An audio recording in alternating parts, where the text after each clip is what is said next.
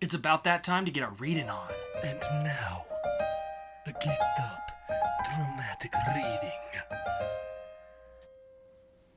This is a segment called Dramatic Reading where we read everything for you while you look at the pretty pictures.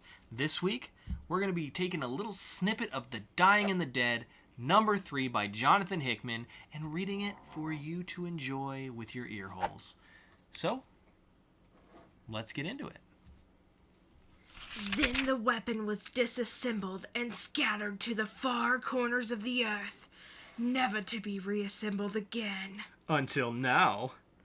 And why is that? You expect me to believe we are the first to know of this story? The first to find the pieces? This world has a long history of monsters. We are not that special. I disagree, General. I think we are. The perfect men for the perfect time. Others before us tried to assemble the weapon and failed for one very specific reason. One Hirohito left out of his story, and its most important part. For the primary beneficiary of the Baduri Civil War was mankind. Instead of cooling us when we reached our normal, uncontrollable levels, they did the opposite. They paired the strong with the strong. They educated the most clever. They did all these things one would normally do if the goal was engineering a perfect species for war. Their breeding program was too good, an envy really, and when their war was over, a more formidable version of man covered the earth.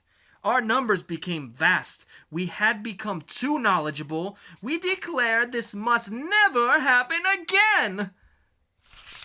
So then the Baduri moved into the arena in which we know them today. They no longer exert dominance. They exert control. Operating behind the scenes, pulling the strings of their puppet nations. They control the Americans. They control British and the Russians.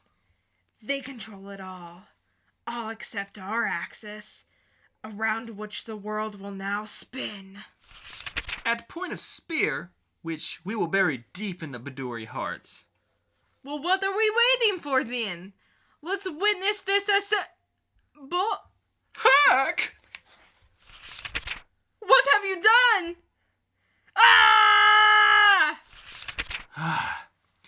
In this room is the most powerful weapon in the world, and the fools run away from it.